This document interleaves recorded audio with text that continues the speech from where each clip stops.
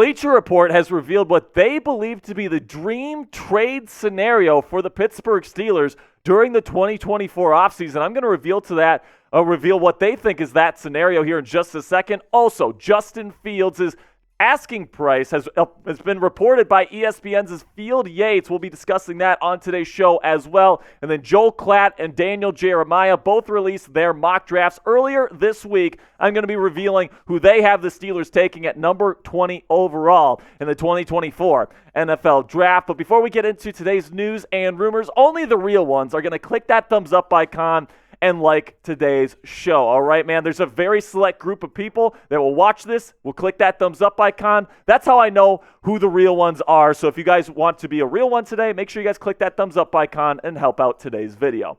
So now let's talk about Bleacher Report's latest article here, which went over the dream trade scenario for all 32 teams in the National Football League. And for the Pittsburgh Steelers, they said the dream scenario is to trade up in round one from number 20 to wherever and take an offensive tackle in round one. All right, so this is definitely interesting to me. So this is what Kristopher Knox, the author of today's show, or of the article, had to say about this one. Regardless of who is under center in 2024, the Steelers need an upgrade at left tackle. Trading up in round one for a top tackle prospect would make a ton of sense for the Steelers, and they have two routes to consider. If a top left tackle like Notre Dame's Joe Alt or Penn State's Alo Fano fall outside the top 10, Pittsburgh could pounce. If both Alt and Fashano go early, they could target a top right tackle such as Alabama's J.C. Latham. They could then move second-year tackle Broderick Jones,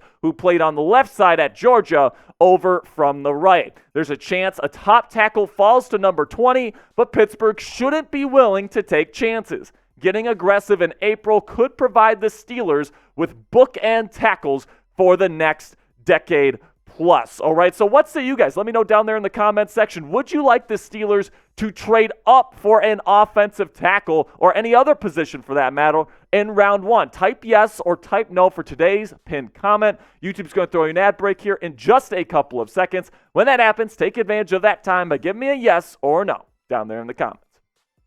The only two guys, in my opinion, folks, that I would trade up for if I were the Pittsburgh Steelers is Joe Alt, the offensive tackle from Notre Dame, and then Alo Fano, the offensive tackle from Penn State, all right? And I really do think that both of these guys I consider these as blue chip prospects. Now, there's a lot of good corners in this year's draft class, so I'm not willing to trade up for any of them because I think you could probably stay at 20 and get a really good starting corner. But when it comes to left tackle, I think that in terms of the blue chip guys, there's only two in this draft, and that's Alt and Fashanu. And the only way that I'm trading up if I'm the Steelers here and I'm giving up additional draft capital to move up for one of these blue chip type tackle prospects is if they already have corner, center, and safety figured out by night one of the NFL draft. If you still have to get a starting center when you enter night one of the NFL draft this year, you cannot afford to trade up, plain and simply, okay? So these are the positions that you absolutely need to address. And what I really don't want, guys, is I really don't want two young, developing offensive tackles along the offensive line developing at the same time, because that's what Broderick Jones is right now. He is a developing young offensive tackle, and I don't want to get one of these more raw prospects like a Tyler Guyton, for example, who I don't think is necessarily ready for the rigors of being a real deal like right tackle or left tackle in this league right away. I'd rather potentially go get a guy in free agency. It's probably my number one option for me if I'm the Pittsburgh Steelers, is I'd like to get like a Trent Brown or a David Bakhtiari even, or maybe a Tyron Smith, all right, somebody in free agency, so that way you could have a really solid veteran on one side of your line, and then you have a developing Broderick Jones on the other side, as opposed to having two tackles that are both developing on the bookends of your offensive line next year in an offense, mind you, in Arthur Smith that's going to be running the football a lot. Those tackles are going to be responsible for a large part of the success offensively next year, and if both of them are developing, that's not something that I'm interested in. So I would rather get a free agent first, but if you can't get a free agent like a Trent Brown or something like that, then I would absolutely entertain trading up for Alt Alo Fano to be the bookend franchise left tackle here. And if that doesn't work out, take a tackle at number 20. You're not going to get a good one in the second round. So still to come here on Steelers Talk, we're going to be talking about Justin Fields' trade price according to ESPN. And then also Joel Klatt and Daniel Jeremiah released their most recent mock drafts. I'll let you know who they have the Steelers taking at number 20. But before we get into that, let's have a word from our sponsor here at Prize Picks. Go to prizepicks.com/CLNS and use our code CLNS for a first deposit match up to $100 today. Football season is officially over, folks, but the fun on Prize Picks never stops as you can enhance your viewing experience for things like March Madness, NBA basketball, MLB baseball, and even NASCAR with our friends at Prize Picks, which is a skill-based, real money, daily fantasy sports game. And if you're wondering how that works, here's how you play. Pick 2 to 6 players, and if they'll go for more or less than their Prize Picks projection, you can even win up to 25 times your money on any entry. So right now on your screen, you're looking at one of the season-long projections for Major League Baseball that they just started on the Prize Picks app right now. So you can go batting average, total home runs, stolen bases for the entire season on any given player. And you can see it right there. They got it for the biggest names in the game like Freddie Freeman, Austin Riley, Ronald Acuna Jr., and more. So you can check it out now at prizepicks.com/CLNS and use our code CLNS for first deposit match up to $100 today. With Prize Picks, it takes less than 60 seconds to make your picks. To get started right now, go to prizepicks.com/CLNS and use our code CLNS for a first deposit match up to $100 today.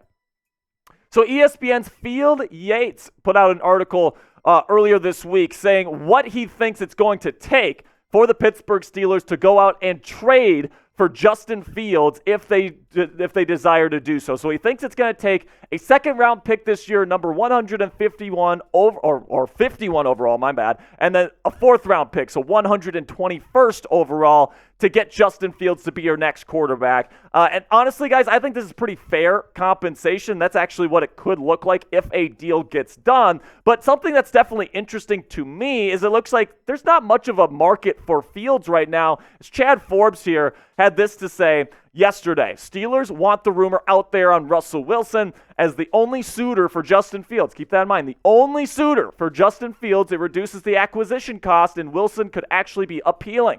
Offsets mean he could be in play for veterans minimum, and he's a better QB than Fields. So listen, I could definitely see Fields having kind of a smaller market in terms of what people are expecting. People are throwing teams around out there right now as potential fits for Justin Fields that I just personally don't think are overall great fits for his style of play, especially Atlanta, because Zach Robinson, their new offensive coordinator, he likes a Kirk Cousins style of quarterback, like Brock Purdy, somebody that can maybe not as athletic, but he's a really good pocket passer, is a good mental processor, all the things that Justin Fields arguably is not, and they're saying, let's put him in with Minnesota and Atlanta and Vegas and all these different places. And honestly, guys, I just don't see Justin Fields fitting with any of those teams. The only teams that I really see Fields as a potential fit with, the Pittsburgh Steelers, New England Patriots, and the Washington Commanders. Those are really only the 3 teams that I could really see Fields playing for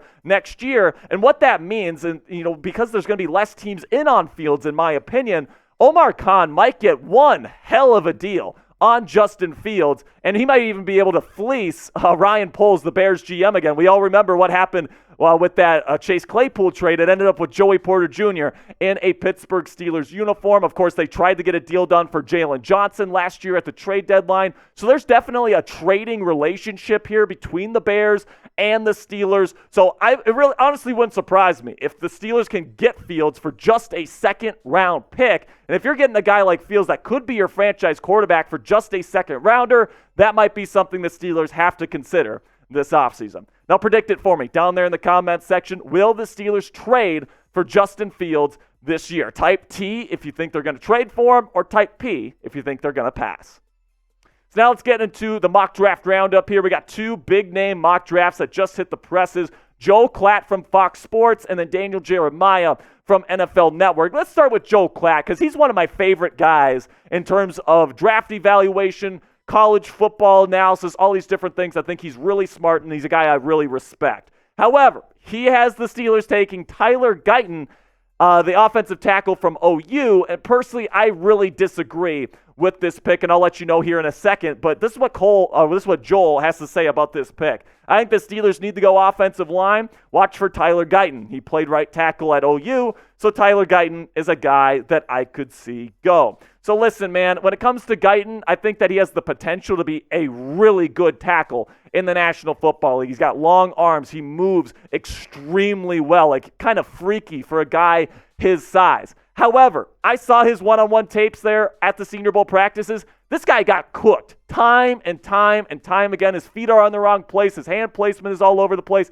He took a lot of L's in Mobile, Alabama during Senior Bowl week. And even though people like Daniel Jeremiah were saying he was a huge winner because he had long arms and he was moving well and all these different things, at the end of the day, football is about matchups. And if you're not able to win one-on-one at the offensive tackle position, especially at left or right tackle, I mean, goodness gracious, it's not going to be good for you. And I'd rather have somebody like a Joe Alt or a Lou Fashano or a Marius Mims who's more NFL ready. All right, so that's my opinion on him. Now we get to Daniel Jeremiah, who has the Steelers taking Troy Fautanu, offensive lineman from the Washington Huskies. And this is what Jeremiah has to say about this pick. Pittsburgh invests in the offensive line in round 1 for the second year in a row. Fautanu fits the physical identity the Steelers are looking to create. He can play anywhere on the line, but it would be fun to watch him line up next to 2023 first-round pick Broderick Jones. So the thing about Fautanu and the reason why I'm not super high on this pick, I mean, I wouldn't cry about it. He's a good player. He can play tackle, but I really think he's more of a guard in the National Football League. I don't think he has the requisite arm length